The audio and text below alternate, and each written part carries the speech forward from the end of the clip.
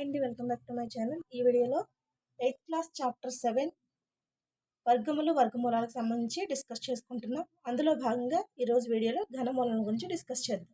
So దానికన్నా ముందు last వీడియోలో 7.1 ఎక్సర్సైజ్లో థర్డ్ వరకు కంప్లీట్ అయింది. ఫోర్త్ ప్రాబ్లం ఈరోజు వీడియోలో కంప్లీట్ చేసిన తర్వాత ఘనమూలముల గురించి డిస్కస్ చేద్దాం. ఫోర్త్ ప్రాబ్లం ఏమిచ్చారు? పరీక్షిత్ ప్లాస్టిక్తో 5 సెంటీమీటర్లు 2 సెంటీమీటర్లు మరియు 5 సెంటీమీటర్ల కొలతలు గల ఒక దీర్ఘఘనాన్ని తయారు చేశాడు.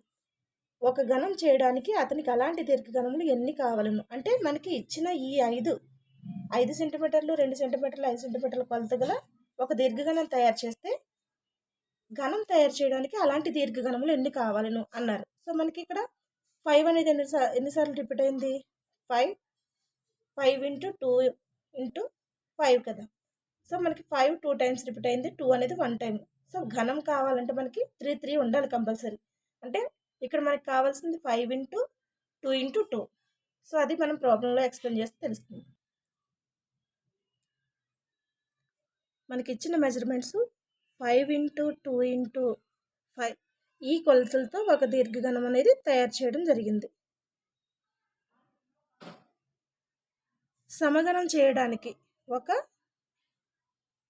సమఘనం అనొచ్చు, లేదంటే ఘనం చేయడానికి ఎన్ని దీర్ఘఘనములు కావాలి అని అడిగారు.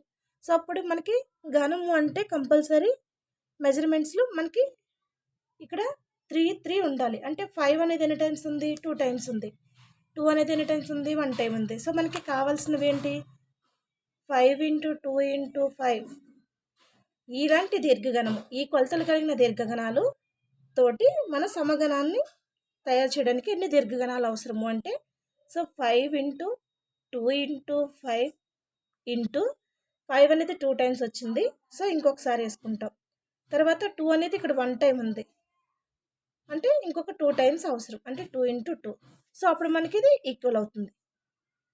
2 × 2 × 2 × 5 × 5 × 5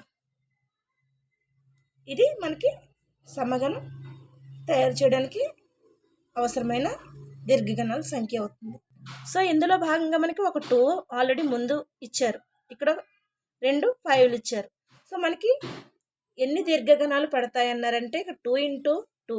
సో దాన్ని బట్టి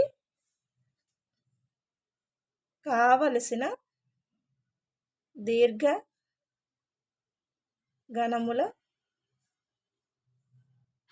సంఖ్య ఈక్వల్ టు 2 × 2 × 5. 2 × 2 × 5 ఈక్వల్ టు ఎంత? 2 2 4 4 5 20. మనకి 20 దీర్ఘఘనములు కావాలి. సమఘనం అదే ఘనం తయారు చేయడానికి మనకి 20 దీర్ఘఘనములు కావాలి. నెక్స్ట్ ఘనమూలముల గురించి డిస్కస్ చేసుకుంటే, ఒక ఘనం ఘన పరిమాణం 125 ఘనపు సెంటీమీటర్లు అయినా ఆ ఘనం భుజం కొలత ఎంత ఉండవచ్చు? అంటే మనకి ఇక్కడ ఘన పరిమాణం a³ = 125 ఇచ్చారు. సో మనకి a ఈక్వల్ ఏమవుతుంది? ³ అవుతుంది. 125 అంటే మనకి a = ³ 5³ అంటేనే 125. సో ఈ క్యూబ్ రూట్ ఈ 3 క్యాన్సిల్ అయిపోతే a = 5 వస్తుంది. సో మనకి భుజం కొలత ఎంత అవుతుంది? 5 సెంటీమీటర్స్. సో మనకి ఇక్కడ 2³ = 8 అని మనకు తెలుసు కనుక 8 యొక్క ఘనమూలం ఎంత అవుతుంది? 2 అవుతుంది. ³ = 2 అని రాస్తాం. అంటే క్యూబ్ రూట్ని మనం ఘనమూలాన్ని క్యూబ్ రూట్తో సూచిస్తాం. సో ఇక్కడ మనకి కొన్ని ప్రవచనము ప్రతిపాదనలు ఇచ్చారు, వాటి గురించి ఒకసారి చెప్పుకుందాం. ప్రవచనం ఇచ్చారు 1³ = 1. సో ³ = 1 అవుతుంది. 2³ = 8. ³ = ఈ 3 క్యాన్సిల్, క్యూబ్ రూట్ క్యాన్సిల్ అయితే 2 మిగులుతుంది. 3³ = 27. ³ = 3³ అవుతుంది. సో ఇలా ప్రతిదీ మనకి 10³ = 1000. ³ సో ఇదేమవుతుంది? ³ ఇది క్యాన్సిల్ అయిపోతే మనకి 10 మిగులుతుంది. సో ఆ విధంగా ప్రతిదీ చేసుకుంటూ వస్తాం. 1 నుంచి 10 వరకు అయినా మనకి క్యూబ్ రూట్స్ వాల్యూస్ గుర్తుండాలి. సో గుర్తున్నప్పుడు మాత్రమే ప్రాబ్లం అనేది ఈజీ అవుతుంది. మనకి ఎంత పెద్ద ప్రాబ్లం ఇచ్చినా 1 క్యూబ్ నుంచి 10 క్యూబ్ వరకు మనకి ఆ క్యూబ్ వాల్యూ తెలిసిందంటే ఈజీగా ప్రాబ్లమ్ సాల్వ్ చేయొచ్చు. నెక్స్ట్ ప్రధాన కారణాంక పద్ధతిలో ఘనమూలం కనుగొనుట. సో ఇది మనం ఆల్రెడీ వర్గమూలాల్లో చూసాము, ఇందులో కూడా చూస్తాం. 3375 యొక్క ఘనమూలాన్ని ప్రధాన కారణాంకాల పద్ధతిని కనుగొందాం. సో 3370ని ప్రధాన కారణాంకాల లబ్ధంగా కనుక్కుంటే 3 × 3 × 3 × 5 × 5 × 5 అంటే 3 క్యూబ్ × 5 క్యూబ్. సో దీన్ని ఏ విధంగా రాయొచ్చు, 3 × 5 హోల్ క్యూబ్, 3 × 5 హోల్ క్యూబ్. లేదు అంటే 15 క్యూబ్ ఈక్వల్ టు 3375. అదేవిధంగా క్యూబ్ రూట్ ఆఫ్ 74,088ని కనుగొంటే దాన్ని కూడా ప్రధాన కారణాంకాల లబ్ధంగా రాసుకుంటే 2 × 2 × 2 × 3 × 3 × 3 × 7 × 7 × 7 equal to 2 cube × 3 cube × 7 cube. So ఏమవుతుంది, 2 × 3 × 7 హోల్ క్యూబ్. 2 3 జర్ ఎంత 6, 6 7 జర్ ఎంత 42 అంటే 42 whole cube equal to 74,088. So cube root of 74,088 equal to ఎంత అవుతుంది 42. సో అదే ఇక్కడ ఇచ్చారు మనకి. నెక్స్ట్ 8,000 యొక్క ఘనమూలాన్ని కనుగొనమన్నారు. 8,000 యొక్క ఘనమూలం ఏ విధంగా కనుక్కోవచ్చు, 8,000 అంటే మనకి 8 × 1000 కింద రాసుకోవచ్చు. మనకి ఇది క్యూబ్ రూట్ ఆఫ్ వేస్తే మనకి cube root of 8 × cube root of 1000 కింద కూడా రాసుకోవచ్చు. సో ఇక్కడ ఈ విధంగా అయినా చేయొచ్చు, లేకపోతే ఇలా అయినా చేయొచ్చు. క్యూబ్ రూట్ ఆఫ్ 8 అంటే మనకి 2 × క్యూబ్ రూట్ ఆఫ్ 10,000 అంటే 10 అంటే 20. సో ఈ విధంగా అయినా దీన్ని చేయొచ్చు. సో నెక్స్ట్ 13,824 యొక్క ఘనమూలాన్ని ప్రధాన కారణాంకాల పద్ధతిని కనుక్కుంటే ఏమొస్తుంది, 2 × 2 × 2 × 2 × 2 × 2 × 2 × 2 × 2 × 3 × 3 × 3 అంటే 2 cube × 2 cube × 2 cube × 2 cube 3 cube. So మనకి ఇది మొత్తం చేస్తే ఏమొస్తుంది, క్యూబ్ రూట్లో క్యూబ్ రూట్ ఆఫ్ అడిగారు కాబట్టి మనకి క్యూబ్స్ అనేవి పోతాయి. అప్పుడు ఏమవుతుంది, 2 × 2 × 2 × 3 అంటే 2 2 జర్ 4, 4 2 జర్ 8, 8 3 జర్ 24. నెక్స్ట్ ఘన సంఖ్యల ఘనమూలం కనుగొనటకి రూల్స్ని చూసుకుంటే మనకి ఒకసారి ఎక్స్ప్లెయిన్ చేస్తే మీకు అర్థమవుతుంది. దాన్ని బట్టి ప్రాబ్లమ్ చేద్దాం. ఇచ్చిన సంఖ్య పరిపూర్ణ ఘన సంఖ్య అని మీకు తెలిసినచో దాని ఘనమూలాన్ని అంచనా వేయటంలో దిగువ విధానాన్ని ఉపయోగించవచ్చు. ఫర్ ఎగ్జాంపుల్ ఏదైనా ఒక ఘన సంఖ్య 88,57,375ని తీసుకుందాం. దీని అంకెలను కుడివైపు నుండి అంటే ఇటు నుంచి తీసుకుంటాం. కుడివైపు నుండి అనగా 1ల స్థానం నుండి ప్రారంభించి 3 అంకెలు ఉండినట్లుగా సమూహాలు, అంటే 3 అంకెలు అంటే ఈ 3 కింద ఇవి మిగతా సంఖ్యల కింద మనం గ్రూప్స్ కింద విడగొట్టుకుంటే అది ఎంత అవుతుంది, 375 ఒకటి అవుతుంది, 857 ఒకటి అవుతుంది. ఇది మొదటి సమూహం అనుకుంటే ఇది రెండో సమూహం అవుతుంది.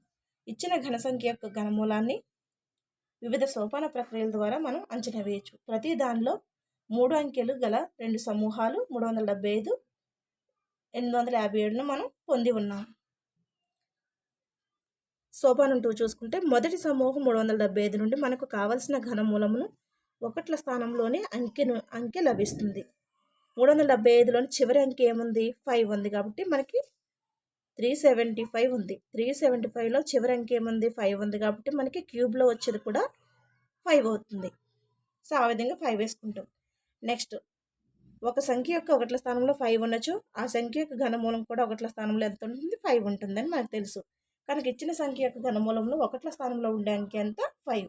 సో ఇది ఫస్ట్ది అయిపోయింది. నెక్స్ట్ రెండవ సమూహం తీసుకుంటే 857 ఉంది.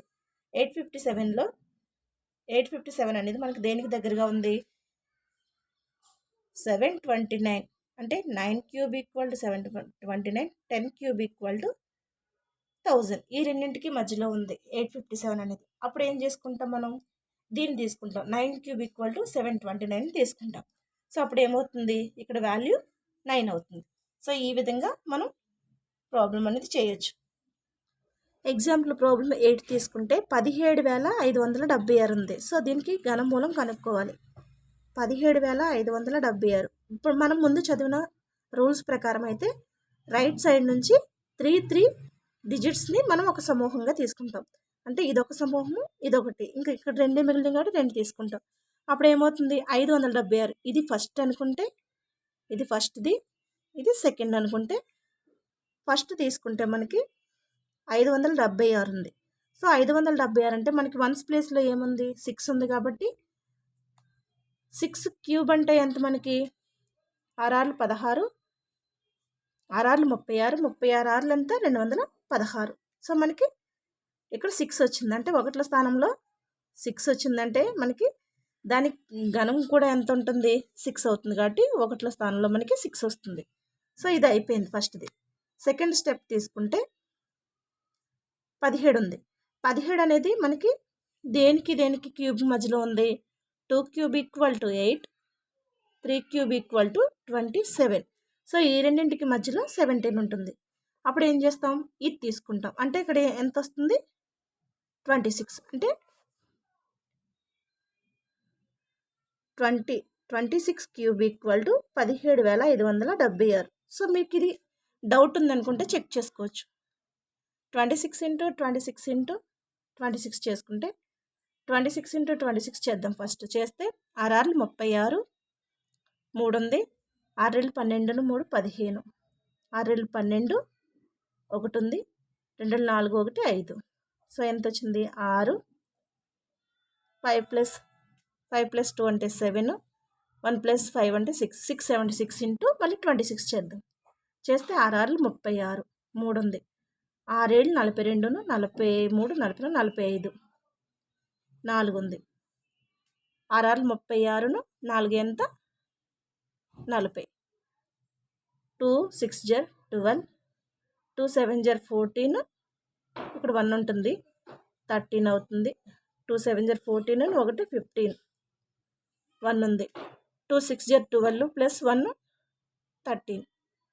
సో మనకి ఎంత వస్తుంది యాడ్ చేస్తే 6, 7, ఇది 5, 0 ప్లస్ 5 అంటే 5, 4 ప్లస్ 3 అంటే 7, 1.